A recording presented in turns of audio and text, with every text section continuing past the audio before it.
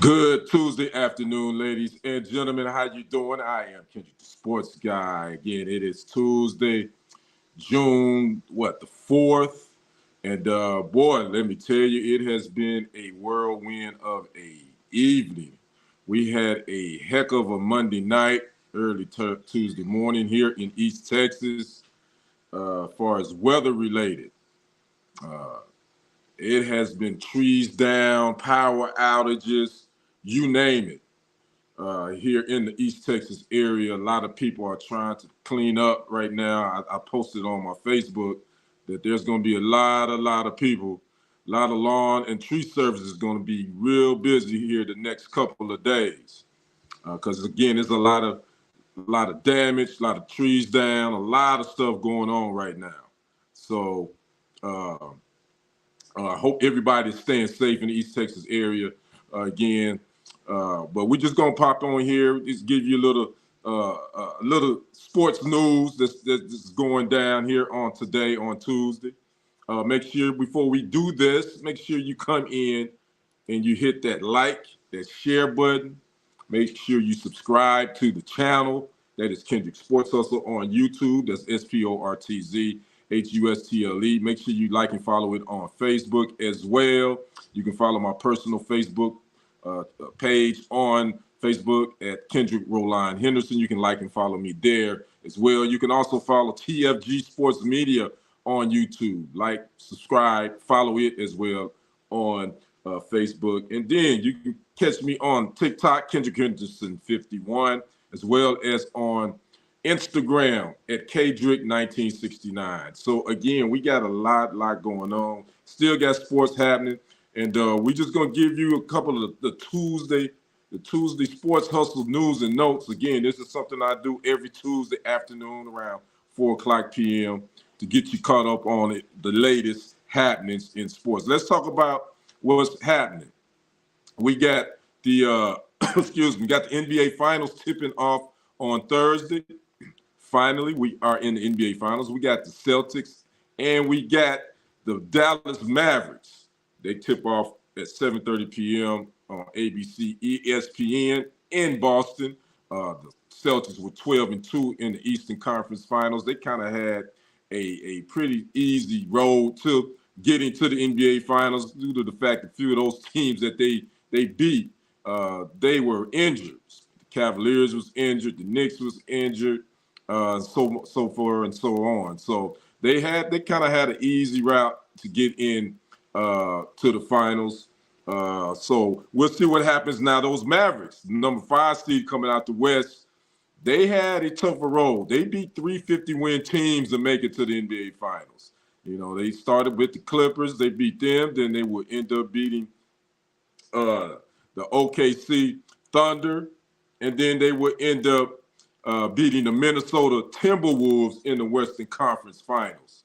And the Mavs went 12-5, I believe, in the Western Conference side of it. So we got the two dynamic duos for both sides. The Boston Celtics got Jaylen Brown, Jason Tatum versus the Mavs, Luka Doncic, and Kyrie Irving. I think this is going to be a heck of an NBA Finals. I think it's going to be the battle of which bench shows up and defends the best. The Celtics are averaging, I think, almost 115 points per game. They're the highest scoring team. There was a high scoring team left in the playoffs. So Dallas defense is going to have they work cut out for them, as well as the Celtics defense is going to have their work cut out for them too. Because the Mavericks have had, they made that big trade and they added some pieces in February, and those pieces have come back to help them a lot. The Gifford is playing well. The young fella, Derek Lively Jr. is playing well. Derek Jones Jr. is playing well, and so and we already know what Luka Doncic and Kyrie Irving is doing. They both are on a tirade. That last Western Conference Finals game that they closed out, the Timberwolves on, both Doncic and Irving went for 36 points apiece. They put up 30. Yeah, they dropped 36 apiece on on the Timberwolves. So again, this is a good one. Now, some storylines to watch in this NBA Finals. We got Kyrie Irving headed back to Boston. He hadn't been back to Boston since he ditched them when he told him that he was looking to stay, looking to sign an extension, and lo and behold, he forced his way out of Boston and ended up being traded to Brooklyn. He will come back and face them. I think that may have been a regular season game where he stomped on the logo. So those Celtic fans going to have a lot. They're going to have something loaded in the holster, so to speak. They're gonna make it uncomfortable for Kyrie Irving. So we're gonna see how that plays out. That's one storyline. Then we got Kristaps Porzingis, which I did see today that he is gonna be ready to go in Game 1 on Thursday. He and Luka Doncic. When Porzingis was in Dallas, there were reports that there was some tension between those two. What will happen between them when they meet up in the NBA Finals? So we'll see what happens with that. And then we got the two coaches, Jason Kidd versus Joe Mazzulla. Mazzulla, this is his first time being there. You know, he actually took over. He took over the head coaching job after that situation happened with Udoka.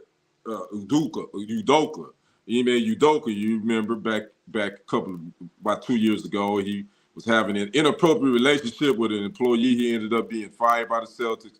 They made Joe Mazzulla the interim. Then they actually made him the head coach. Now he's in the NBA Finals. Then you got, Jason Kidd.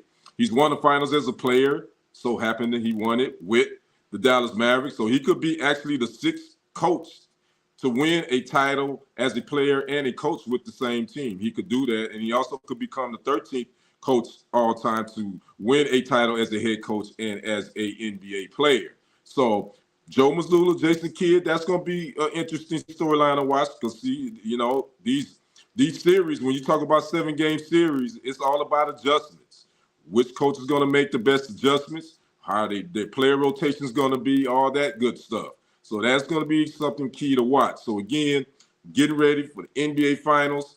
They tip off Thursday night, 7:30 p.m. in Boston. Boston has the home court advantage. This will be the first time that they've had the home court advantage, I think, since they've been to the finals two times out of the last 3 years. And this will be the first time that they had home court advantage. This is the Mavs' first time back in the finals since 2011 when they won their championship with Dirk Nowitzki and all of against the Heat. So this is their first time back in the finals. So again, this is going to be a good one to look forward to. The Mavs, Doncic, and Irving, they are averaging combined 59.4 points per game. They did that in the Western Conference Finals. Can they keep that up? We will see. They're going to have their hands full with Jaylen Brown again and Jason Tatum and the rest of the crew, the Derek Whites and the Al Horfords and all those guys. So, but on the flip side, the Celtics are going to have to contend with what the Mavericks throwing at them too. So we'll see what happens on Thursday night. Again, tips off 7:30 p.m. Central Standard Time on ABC, ESPN. What else we're going to talk about today? The Justin Jefferson, Vikings wide receiver. He just got paid. On yesterday, he signed a contract extension for 4 years, for $140 million. 110 of that is guaranteed. Signing bonus of $89.734 million, which makes it the highest signing bonus for a non-quarterback in league history. If you don't know, Justin Jefferson was selected number 22 overall in the first round by the Vikings in the 2020 draft out of LSU. He was second in voting in his rookie year for Offensive Rookie Player of the Year. He led the league in 2022 in reception yards, 1,809, and receptions, 128, and he won Offensive Player of the Year and First Team All-Pro. Again, that was in 2022. He has for his career, he has 30 touchdowns, and he's been to 3 Pro Bowls. And that extension kicks in after the 2024 season. So Justin Jefferson, he got paid. Now let's talk about some of the other receivers that got paid as well this offseason. Houston Texans, Nico Collins, 3 years, $72.5 million. The Eagles, Devontae Smith, 3 years, $75 million. The Bucks, Mike Evans, 5-year extension, $82.5 million. The Dolphins just signed Jalen Waddle to an extension last week, 3 years, $84.75 million. The Eagles, also A.J. Brown got an extension, over this offseason, 3 years, $96 million. And the Lions, Amon-Ra St. Brown got an extension just a couple of weeks ago, 4 years, $120 million. There's three names that we hadn't heard anything about an extension or new contracts. Cowboys, CeeDee Lamb, the Bengals, Jamar Chase, 49ers, Brandon Ayuk, also the Bengals, T. Higgins. I did see today that, according to reports, that Cowboys wide receiver CeeDee Lamb will not be attending OTAs, which start this upcoming Tuesday. So here we go. Time to negotiate that money. And I get it. It's about negotiations. When players do that, the market has been set now. Justin Jefferson is the highest paid NFL wide receiver in NFL history. He's averaging $35 million a year is what his contract comes out to. He set the market. Now what? Now what are you gonna do, Cowboys? Jerry Jones, Stephen Jones. What you gonna do about CeeDee Lamb? What are you gonna do, Bengals, with Jamar Chase? 49ers. What are you gonna do with Brandon Ayuk? There were some rumors that allegedly that Ayuk was looking to be traded, wanted out of 49ers, but now the market has been set. That's the one thing about contracts and when it's contract years and extensions, especially at certain positions. There's going to be a contract that's going to set the market. And we just had that with Justin Jefferson.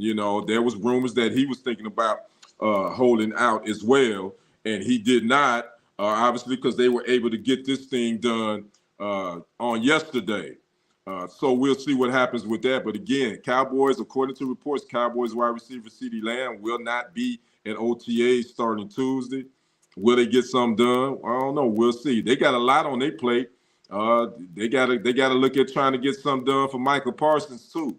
So trying to fit all this money. It seems like the Cowboys are always up against time, and they up against the wall when it comes to the salary cap and trying to fit guys under that cap and get these players paid. So we're going to see what happens with that. Also, some news today from the NFL as well, from the 49ers, by the way. They got extension for running back Christian McCaffrey. He signed a 2-year extension that will average $19 million a season. So he's kind of reset the market for running backs now. And we all know the running back market has kind of been somewhat devalued in the NFL now, but 49ers did sign Christian McCaffrey to a 2-year extension. That's going to add $24 million in guarantees. And the extension keeps the reigning Offensive Player of the Year in the Niners uniform through 2027.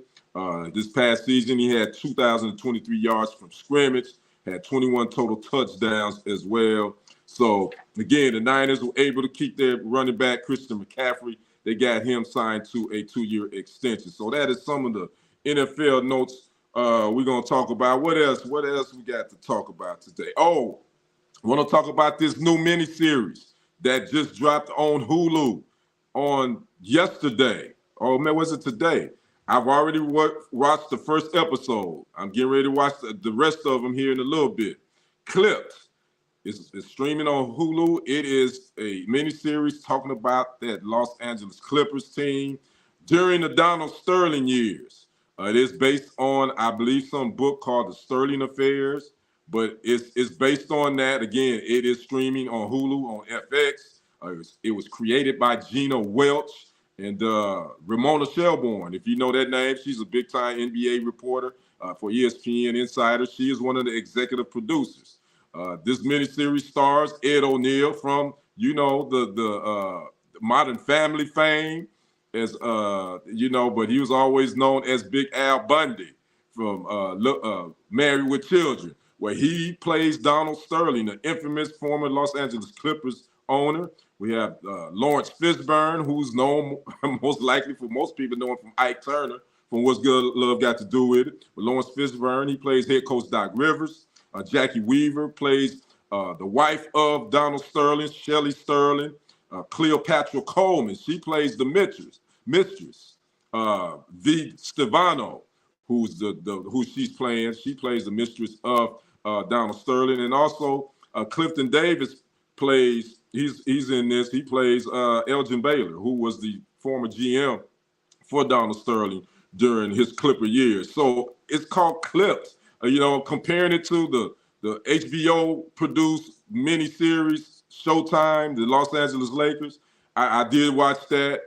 Some of that, some of the former Lakers, when they talked about that series, they said a lot of the stuff in that wasn't any truth to it. It was some loosely based facts, even though it was based off a book written by, I forgot the name of the writer's name.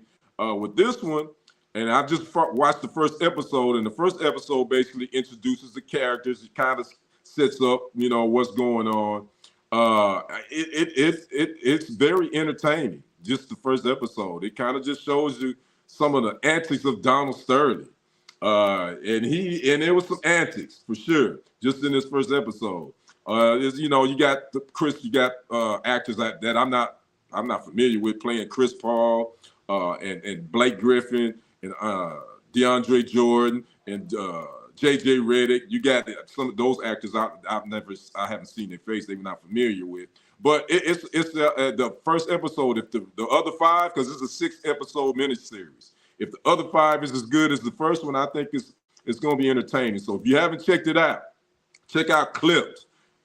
It's talking about the infamous owner of the Los Angeles Clippers, former owner, that is Donald Sterling. And it is streaming now on Hulu, on FX. You can check it out. And again, I think it's a pretty good watch.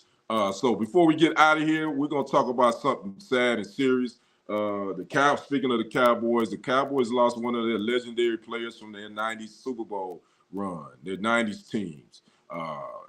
Larry Allen. It came down that he was vacationing with his family in Mexico on Sunday, and he suddenly passed away at the age of 52. Yeah, again, that Larry Allen, one of the most dominant offensive linemen that ever played the game, 6'3", 325 pounds. He was drafted by the Cowboys in the second round in the 1994 draft with the 46th pick. He played for the Cowboys from 1994 to 2005.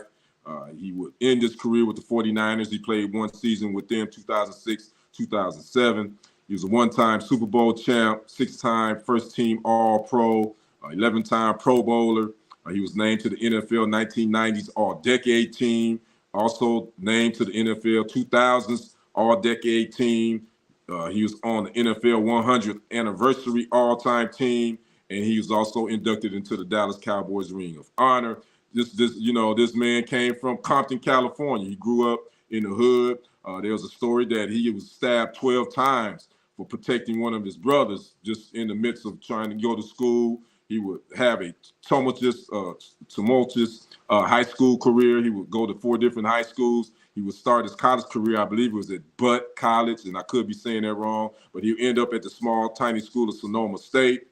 And that's where the Cowboys would somehow find him and, again, draft him in the second round of the 1994 draft with the 46th pick. He would play 3 different positions on the offensive line. He would play left guard, right guard, and right tackle. In one game, he played both the tackle and guard positions during one game. And he was just one of those guys, one of the stories that, one of the things that was mentioned was about, I think they played the Saints when there was a turnover, and this big 6'3", 325-pound offensive lineman, Larry Allen, was able to run down linebacker for the Saints, Darian Conner, run him down. And it was just amazing how, again, 6'3", 325-pound lineman was putting it up and putting it down like that. But Larry Allen was that dude, He's bench pressed 700 pounds. There was some video that went viral some years, when he was working out. He was able to bench 700 pounds. So to die at 52 years old, we don't know the cause of his death at all yet at this point. It's just, it's sad, just to think about that. Emmitt Smith would go on his social media platform, and he would break down, man, and he just talked about how good of a guy Larry Allen was. And I can speak on my own personal experience with Larry Allen.